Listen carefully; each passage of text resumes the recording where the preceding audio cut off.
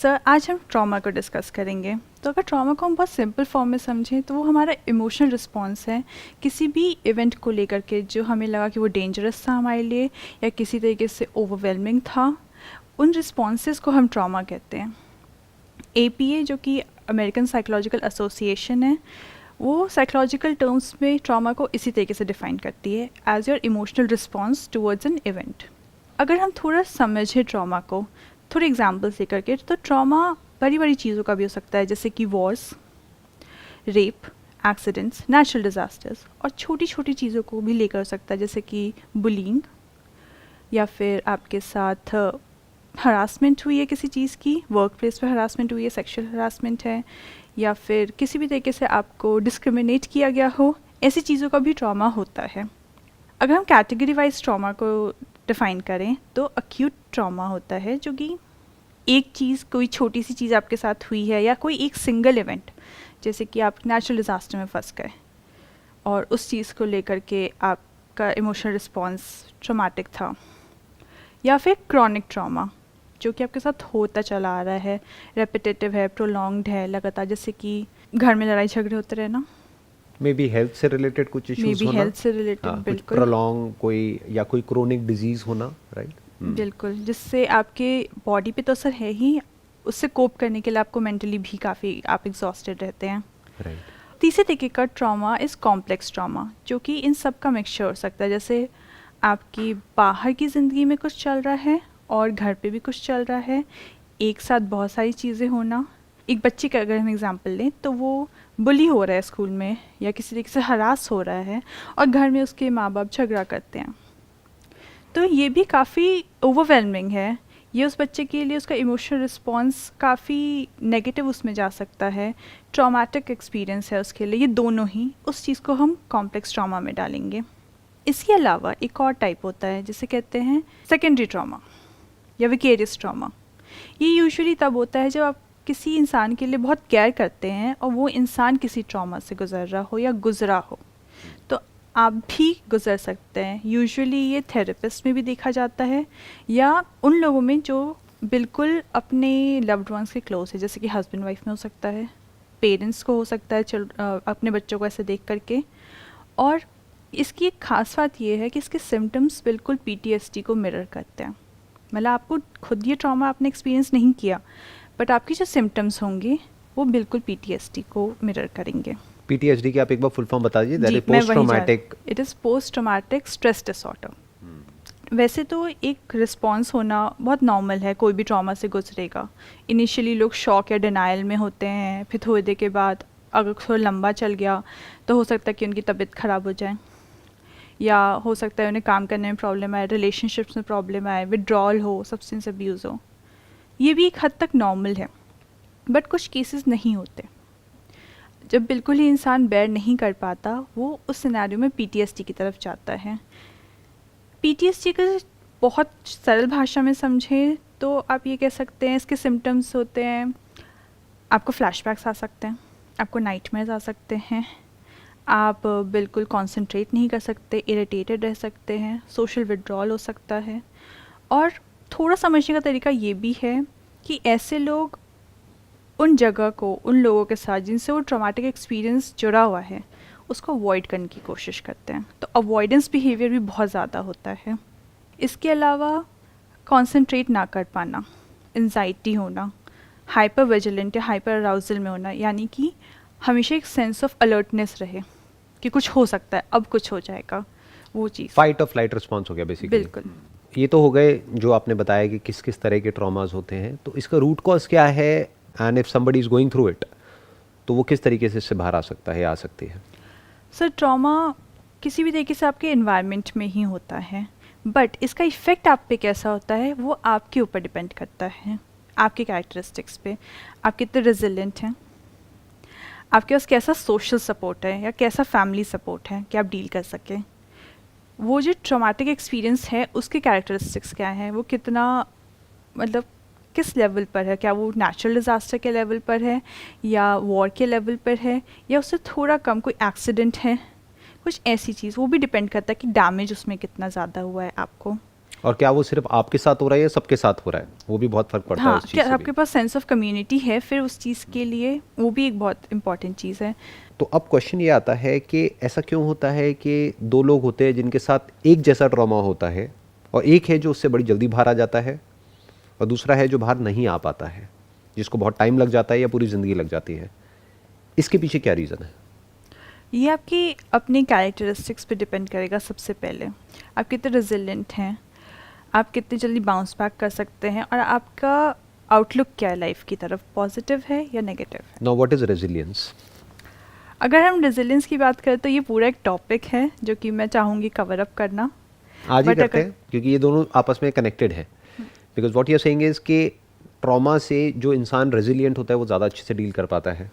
So let's try to understand it here and now कि what exactly is resilience. Resilience basically आपका वो characteristics होता है जो आपको बाउंस बैक करने में हेल्प करता है। इसके लिए अगर हम छोटी सी चीज़ माने, फेलियर, कितने भी फेलियर्स हों आपकी लाइफ में, अगर आपका आउटलुक थोड़ा भी पॉजिटिव होपफुल है तो आप वापस कोशिश करोगे अपने आप को उस लेवल पे पहुंचाने की, या जहां पहुंचना चाहते हो अब नहीं पहुंच पा रहे। अगर आपका आउटलुक नेगेटिव है लाइफ की तरफ तो आप कोशिश नहीं करेंगे, फिर आप एक के बाद छोड़ देंगे या दो कोशिश के बाद छोड़ देंगे। तो बेसिकली रेजिलियंस को जब डिफाइन किया जाता है तो उसे बाउंस बैक एबिलिटी कहा जाता है। अब यहाँ पे एक बहुत बड़ी चीज़ समझने वाली है, वो ये है कि दो तरह के ट्रॉमास हैं। एक वो हैं जो कि सिंपल है, दूसरे हैं जो कॉम्प्लेक्स है।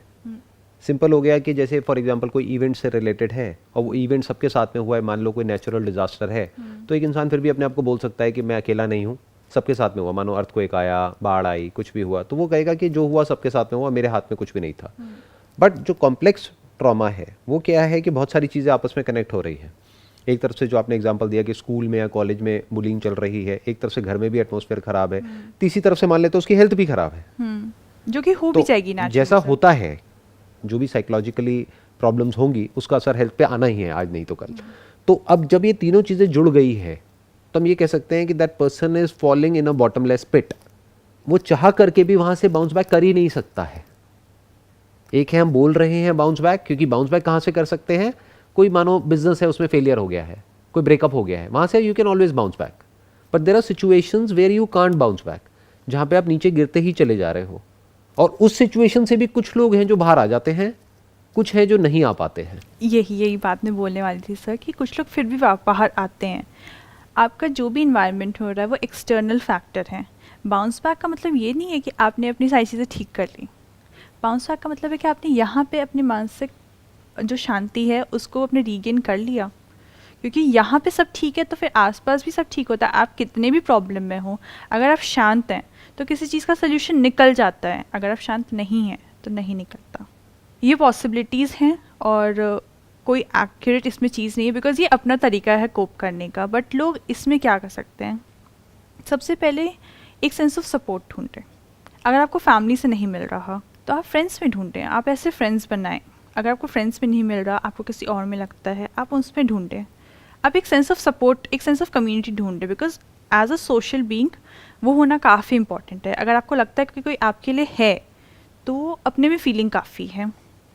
दूसरी चीज़, बहुत लोग अपनी फीलिंग्स को फेस ही नहीं करना चाहते, वो घबराते हैं, वो अवॉइड करते हैं उस चीज़ को। बहुत लोग होता है कि इस जगह कोई चीज़ हुई थी, हम वहाँ वापस नहीं जाएंगे, उसको फेस ही नहीं करना चाहते। सबसे पहले जब थोड़ा आप शांत हो जाएं, आप अपनी फीलिंग्स को एटलीस्ट फेस करना शुरू करें कि मेरे साथ क्या हुआ, क्यों हुआ, उसका क्या रिएक्शन होना चाहिए था और मेरा क्या रिएक्शन था, क्या वो सही था या क्या मैं अपने लिए स्टैंड ले सकता हूँ।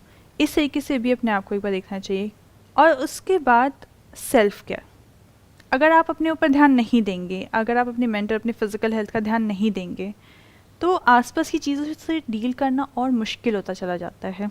अगर आपकी तबीयत ख़राब है तो छोटी सी भी चीज़ होगी तो आपको रोना आ सकता है, आपको बुरा लग सकता है। बट वहीं अगर आप फिज़िकली अपने आप को स्ट्रॉन्ग फील कर रहे हैं तो इतनी जल्दी इंसान मायूस नहीं होता।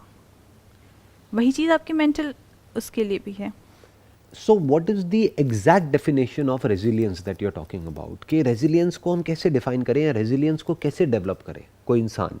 क्योंकि रेजिलियंस बहुत ज़रूरी है, क्योंकि ट्रॉमाज हम चाहे चाहें या ना चाहें, कोई भी ऐसा इंसान नहीं होगा इस दुनिया में जिसकी लाइफ में कभी कोई ट्रॉमा आया ही नहीं है या कभी कोई बड़ी प्रॉब्लम नहीं आई है।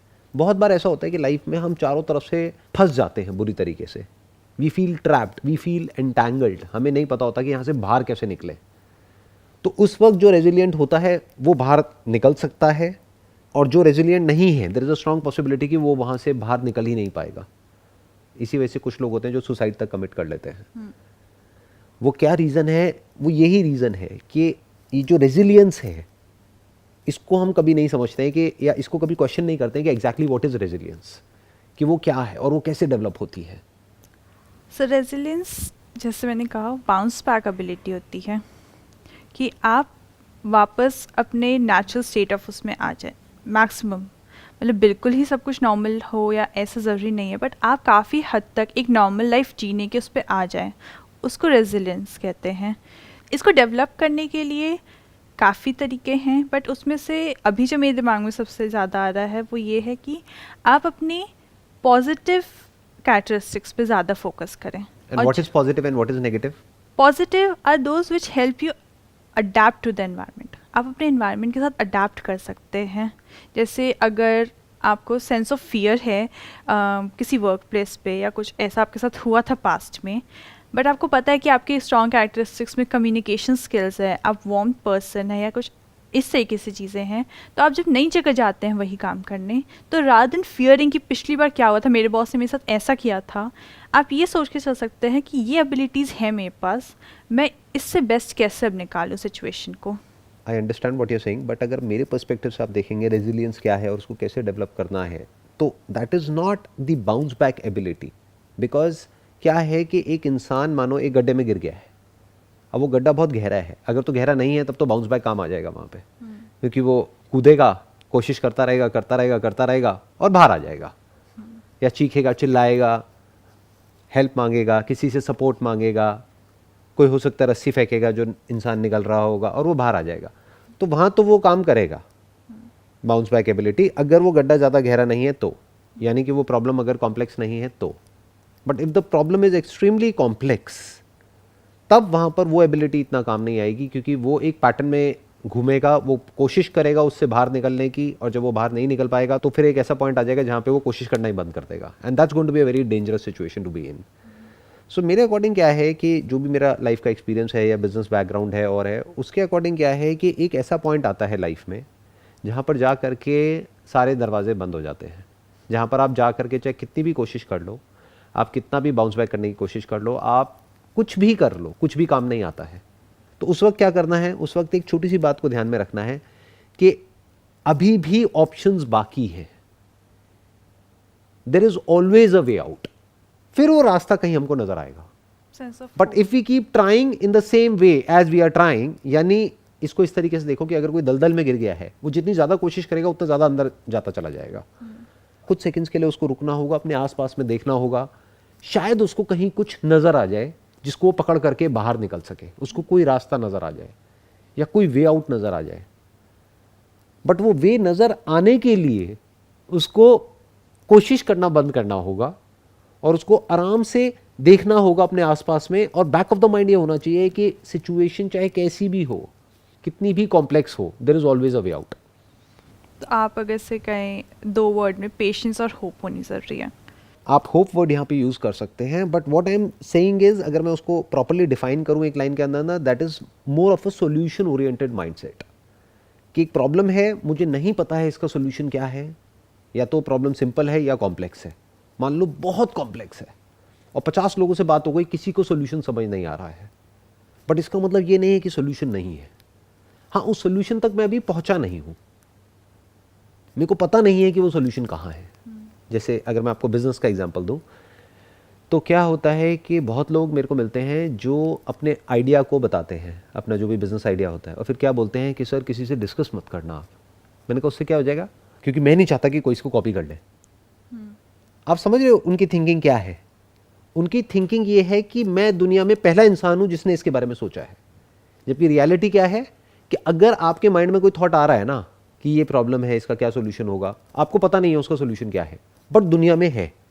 आप पहले नहीं हो जिसको वो प्रॉब्लम आई है, बहुत लोगों को पहले भी आ चुकी है, अभी आ रही है, तो there is a strong possibility कि उसका सोल्यूशन पूरी दुनिया में कहीं ना कहीं एग्जिस्ट करता है, और मल्टीपल सॉल्यूशंस एग्जिस्ट करते हैं उस प्रॉब्लम के। बस हमें पता नहीं है, बट हम क्या एज्यूम कर लेते हैं कि सोल्यूशन ही नहीं है।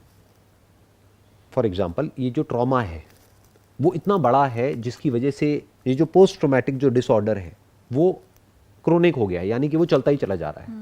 कई महीने हो गए, कोई इंसान उससे बाहर नहीं आ पा रहा है और उस इंसान को बार बार सुसाइडल थॉट्स आ रहे हैं। अब वो कोशिश कर रहा है, that person is trying to bounce back, कि मैं वापस से ठीक हो जाऊं। जितनी वो कोशिश कर रहा है, एक आध दिन वो कोशिश काम आती है, उसके बाद में back to normal, back to square one. एक दिन ऐसा लगता है सब ठीक हो गया, अगले दिन वापस से सब खराब हो जाता है, फिर एक दिन सब ठीक हो जाता है, अगले दिन फिर सब खराब हो जाता है। तो ऐसे उसने कई बार कोशिश करी, फिर एक ऐसा पॉइंट आया जहां पे जाकर के उसको लगा कि अब तो कुछ हो ही नहीं सकता है। दिस इज द पॉइंट जहां पर जाकर के उसको समझना है कि ऐसा नहीं है कि नहीं हो सकता है, there is a way out. हो सकता है कि उस पॉइंट पर पहुंच करके ना कोई घर वाले काम आ रहे हैं, ना फ्रेंड्स काम आ रहे हैं, ना रिलेटिव्स काम आ रहे हैं, ना सपोर्ट सिस्टम काम आ रहा है, ना मान लो मेरी कोई वीडियो काम आ रही है, किसी की भी कोई वीडियो काम आ रही है, ना कोई बुक काम आ रही है, ना कोई थॉट काम आ रहा है। सब कुछ करके देख लिया, कुछ भी काम नहीं आ रहा है। हो सकता है वो प्रॉब्लम साइकोलॉजिकल लेवल पे हो ही ना, वो फिजिकल हो। तो उसको क्या करना है, उसको ये समझना है कि हो सकता है कि ये प्रॉब्लम मैं जिस तरीके से सॉल्व कर रहा हूं, अब उसको और कोशिश नहीं करनी है, क्योंकि उसने हर तरह से कोशिश करके देख ली। अब उसको कोशिश करना बंद करना है, and he need to find out an expert related to that problem. Maybe किसी साइकेट्रिस्ट के पास में जाना है, उसको बोलना है मैंने अपना सब कुछ कोशिश करके देख लिया, काउंसलिंग भी देख लिया, ये भी देख लिया, वो भी देख लिया, सब कुछ करके देख लिया, नहीं हो रहा। तो हो सकता है वो डायग्नोज करे कि अच्छा ये है आपकी जो प्रॉब्लम है, ये छोटी सी मेडिकेशन है, ये ले लो, प्रॉब्लम सॉल्व कुछ दिनों में। So what I am saying is कि हर बार एफर्ट काम नहीं आता है। एक एग्जांपल है जो मैंने अपने पता नहीं कितने सेशंस में दिया होगा। सिंपल सा एग्जांपल है कि अगर कोई किसी दीवार में कील लगाने की कोशिश कर रहा है, अब वो कील अंदर नहीं जा रही है, तो ये नहीं कि I need to just do it no matter what, कोशिश करते रहो, नहीं, क्योंकि हो सकता है उसके पीछे कोई लोहे का बीम हो, तो हल्की सी पोजीशन चेंज करके देखो। मे बी अपने आप से क्वेश्चन करो कि मैं ये कील यहां पर लगा क्यों रहा हूं इस दीवार पे। डबल टेप नाम की भी तो चीज आती है आजकल। मेरे को क्या करना है, पोस्टर ही तो लगाना है, या ये एक हल्की सी पेंटिंग है उसको हैंग करना है, why not a double tape, why not this, why not that, why can't I just keep it on a stand rather than मैं यही करूं और इसको ऐसे ही करूं। रेजिलियंस मेरे अकॉर्डिंग अगर आप समझोगे ना, जो डेफिनेशन है, मेरी जो डेफिनेशन है वो क्या है, पहले मेरे को भी यही लगता था कि रेजिलियंस मतलब क्या, कोशिश करो, एफर्ट करो, ये करो, वो करो। सर रेजिलियंस मतलब कोशिश कर नहीं है, बट वो मोस्टली देखा गया है कि रेजिलियंस एक इनहेरिटेड क्वालिटी भी, एक कैरेक्टरिस्टिक्स होती है, वो डेवलप हो सकती है, बट काफ़ी लोगों में वो